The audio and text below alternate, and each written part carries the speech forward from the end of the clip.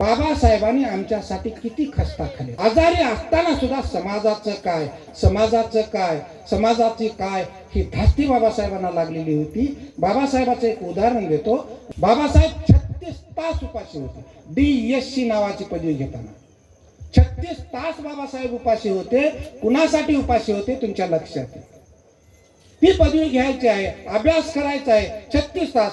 37व्या तासाच्या मध्ये बाबासाहेबांची जे लायब्ररीमध्ये जायची वेळ झालेली होती त्यावेळेस 37वा तास होता. तिथं गेल्यानंतर बाबासाहेब त्या लायब्ररीमध्ये बसले. लायब्ररीमध्ये बसल्यानंतर बाबासाहेबाला जो ग्रंथ पाहिजे होता तो वाचण्यासाठी ग्रंथ घेतला आणि वाचायला बसले. पण 36 तास उपाशी असलेले बाबासाहेब ग्रंथ वाचू शकत. कारण का पोटामध्ये बुद्ध सांगतात या जगामध्ये महाभयंकर रोग आहे. आणि तो रोग कोणता आहे? कोणता रोग आहे? महाभयंकर रोग कोणता? कॅन्सर. कोणता रोग आहे? भूक. याला औषध नाही. डॉक्टरकडे जा, मला भूक लागली, डॉक्टर साहेब मला गोळी द्या, देते का बघू तुम्हाला? इंजेक्शन द्या, देते का बघू तुम्हाला? ते बाबासाहेब तिथं उपाशी होते. आणि उपाशी असताना बाबासाहेबाचं मन बेचैन झालं. ग्रंथ वाचता येत नव्हता. तर काय करू, कसं करू? बाबासाहेब तिथून उठले, ग्रंथपालाकडे गेले. ग्रंथपालाकडे जाऊन त्यांना विनंती केली. त्या ग्रंथपालाला विनंती केली, बघा मला फक्त 5 मिनिटाचा वेळ द्या, माझा ग्रंथ जमा करून घ्या. नीट समजून घ्या तुम्ही सगळे. 5 मिनिटाचा वेळ द्या, माझा ग्रंथ जमा करून घेऊ नका विनंती केली. आणि बाबासाहेबांना तो कोण? लायब्ररी मधला तो ग्रंथपाल म्हणतो, मिस्टर आंबेडकर, अनेक विद्यार्थी मध्ये बघितलेले आहेत. आज मला इथं 20 वर्ष झालेले आहेत, इथं नोकरी करतो आहे ग्रंथपालाची. 20 वर्षामध्ये अनेक विद्यार्थी मी बघितलेले आहेत. अनेक विद्यार्थी इथे येतात, ग्रंथ घेतात, वाचलं तर वाचलं, नाहीतर बाजूला ठेवतात. कोणी झोपी जातो, कोणी काय करायचं ते करतो, कोणी बोलत बसतात. परंतु असा एकमेव विद्यार्थी तुम्ही आहात की ग्रंथ घेतल्यानंतर तुम्ही त्या ग्रंथामध्ये तुमचं डोकं खुपसून ठेवता आणि वाचून निघून जाता. कधी कुणाशी बोलत नाही, कधी कुणाशी तुम्ही चर्चा करत नाही. मी तुम्हाला 10 मिनिटं देतो, बाबासाहेबाला जरा हायस. आणि बाबासाहेब उठले, ग्रंथ टेबलावर ठेवला. ग्रंथपाल त्या टेबलाकडे बघत होती. तर बाबासाहेब, एक हुशार विद्यार्थी इथं बसून अभ्यास करत आहे, त्याला मी 10 मिनिटं वेळ दिलेला आहे. त्याला आनंद वाटला जरा ग्रंथपालाला. आणि बाबासाहेब बाहेर गेले. मध्ये रोड होता, त्या रोडच्या पलीकडे एक बेकरीचं दुकान होतं. बाबासाहेब त्या बेकरीच्या दुकानावरती गेले आणि बाबासाहेबांनी तो आपल्या खिशातला 1 रुपया काढला आणि त्या बेकरीच्या दुकानाच्या टेबलावरती ठेवला. पावाचे तुकडे घेऊन कोटाच्या खिशामध्ये टाकले आणि लायब्ररीमध्ये बसून नळाचं पाणी पिऊन DSC नावाची पदवी घेणारे हे बाबासाहेब, तुमचे आमचे बाबासाहेब. या बाबासाहेबाला आम्ही किती मानणारेच आहोत. पण अजूनही बाबासाहेबाला आम्ही जाणून घेतलेलं नाही. बाबासाहेबाचा आम्हाला इतिहास अजून कळलेला नाही. म्हणून आम्ही बुद्ध आणि त्याचा धर्म विहारात वाचत नाही, घरात वाचत नाही. बाहेर वाचायला गेलं तर विहाराच्या बाहेर, मी ज्या विहारामध्ये यावर्षी जिंतूरला वाचला, तिथं आमचं टोळके पोरं तिथं विहाराच्या जवळ येऊन बसायचे. परंतु विहारामध्ये येत नव्हते, विहारामध्ये ऐकत नव्हते. 70-80 महिला यायच्या, 20-25 पुरुष यायचे, तेवढेच लोक ऐकायचे आणि पोरं मात्र आमचे बाहेर बसायचे. कुणासाठी केलंय बाबासाहेबांनी? कुणासाठी? नीट लक्षात ठेवा. ती DSC पदवी घेऊन बाबासाहेब भारतात आले आणि त्यांनी जो प्रबंध लिहिला, तो प्रबंध, त्या प्रबंधाचं नाव काय आहे? प्रबंधाचं नाव काय? रुपयाची समस्या. प्रॉब्लेम ऑफ रुपयाची समस्या. हे पुस्तक लिहिलं आणि त्या पुस्तकावर रिझर्व्ह बँकेची निर्मिती झाली. आज तुमच्या गावागावामध्ये बँका निर्माण झालेल्या आहेत. त्या बाबासाहेबाचे उपकार फार मोठे आपल्यावर. किती जरी तुम्ही काही केला तर त्या बाबासाहेबाचे ऋण आपण फेडू शकत नाही. तुम्ही मरून पुन्हा जगा, पुन्हा जगून पुन्हा मरा, पुन्हा जगून पुन्हा मरा, पुन्हा किती जरी जीवनभर जगलात मेलात तरी आपल्यामध्ये तो फरक पडणार नाही. त्याच्यासाठी हा ग्रंथ बाबासाहेबांनी 5 वर्षे 1 महिना 10 दिवस लागले त्या ग्रंथाला. तो ग्रंथाची पानं एक चाळा तरच तुम्हाला या गोष्टी कळू शकतात, नाही कळू शकत. बुद्ध म्हणतात सत्याला सत्य आणि असत्याला असत्य म्हणा. सत्य सांगा लोकांना, जे खरं आहे ते सांगा लोकांना.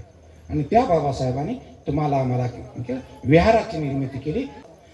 म्हणजे विकार, आणि विकाराचं हनन करण्यासाठी, विकाराचा खून करण्यासाठी, विकाराची हिंसा करण्यासाठी, रागाची हिंसा करण्यासाठी, लोभाची हिंसा करण्यासाठी, अजून आसक्तीची हिंसा करण्यासाठी, तृष्णेची हिंसा करण्यासाठी तिथं जाऊन तुम्हाला तो धम्म समजून घ्यावा लागेल, तरच त्या विहाराचे महत्त्व तुम्हाला कळेल. विहार नसलं तरी चालेल, आपण परिस्थितीने नाजूक आहोत. जिथं मोकळी जागा भेटेल त्या मोकळ्या जागेमध्ये बसून आपण हे ग्रंथ वाचला पाहिजे, लोकांना समजावून सांगितलं पाहिजे.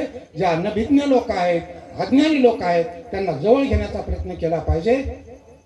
हे माईक माझ्या हातात यावं, मलाच मोठं म्हणावं, मलाच मोठं करावं, ही भावना धरून जर आपण केलो तर ते केलं नाही. बाबासाहेबांना ते केलं नाही, भगवान बुद्धानं ते केलं नाही. भगवान बुद्धाने सांगितले बहुजनाच्या हितासाठी, बहुजनाच्या सुखासाठी, बहुजनाच्या कल्याणासाठी तुम्हाला स्वतः झिजावं लागेल आणि स्वतः जीवन त्यांना तुम्हाला सुखी बनवायचं आहे, त्यांचं हित करायचं आहे, त्यांना तुम्हाला आनंदी करायचं आहे. हे वाक्य आमच्या डोक्यामध्ये कुठं मिळतं? विहारात. म्हणजे आमच्यातले विकार बाजूला करण्याची जागा म्हणजे विहार आहे. आमच्यातले विकार बाजूला करण्याची जागा विहार आहे. अरे तुम्ही नक्कीच इमानदार आहात, म्हणून तर तेवढे कामं तुम्ही जे काही कामं केलेली आहेत आणि इतरले कामं करताना आज जी घटना घडलेली आहे, ही घटनेमध्ये आपण बसलेलो आहोत. ही व्यक्ती आमचे भगवानरावजी सोनकांबळे आहेत ना, ही साधी व्यक्ती नाही, केडर बेसचा व्यक्ती आहे. लक्षात आलं? केडर बेसचा व्यक्तीच करू शकतो, दुसरा कोणी करू शकत नाही. ज्यांनी वर्ग घेतलेले आहेत, बाबासाहेब समजून घेतलेला आहे, बाबासाहेबांची चळवळ समजून घेतलेली आहे, बाबासाहेबांची मुवमेंट पुढे नेण्याचा प्रयत्न करणारी लोकच अशी कामं करू शकतात. आणि इथं सगळे बसलेले लोक आहेत, अडाणी नाही, नक्कीच वाचक आहेत. नक्की त्यांनी अनेक जाग्यावरती त्यांनी वक्तव्य आपलं चांगल्या प्रकारे दिलेलं आहे. बाबासाहेब लोकांना समजावून सांगितलेलं आहे. अशी लोक इथं बोलवायचं काम त्यांनी केलेलं आहे. त्यांना लाख लाख शुभेच्छा देतो. उदंड आयुष्य त्यांना मिळालं.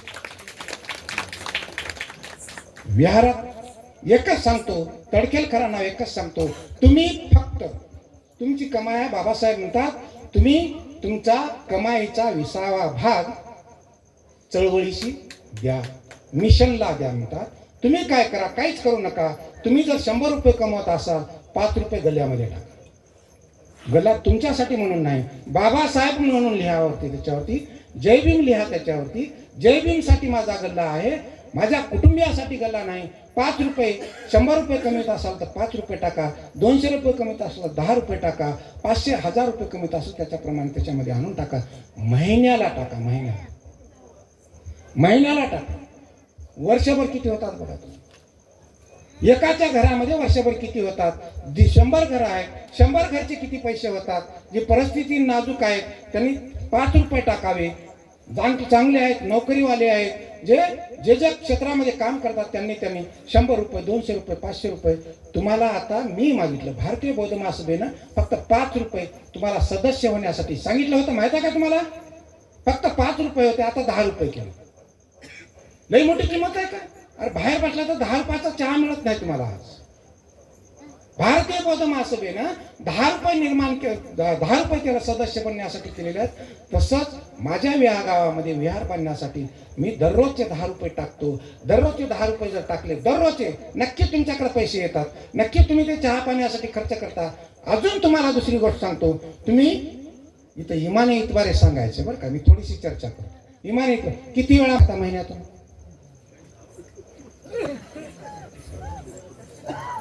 झालं 5 मिनिटाचं. किती वेळा खाता? 4 वेळा. 4 वेळातलं तुम्ही 2 वेळाच खा, 2 वेळाचे पैसे तुम्ही त्याच्यात टाका. तुमचं विहार कसं होत नाही बघूया. आणि हे करत जर असाल तर नक्की तुमच्या हाताला यश येईल. आणि जर तुम्ही करत नसाल तर तुम्ही काही करू शकत नाही. आतापर्यंत जे झालेलं आहे तसंच पुढे होत राहील. हे केलं पाहिजे. करण्यासाठी तुमच्यामध्ये तळमळ असली पाहिजे. करण्यासाठी तुम्हाला जे करत असाल ते तुम्ही तिथं जमा करा.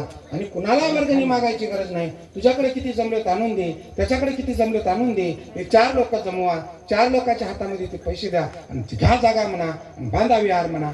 होते की नाही बघा.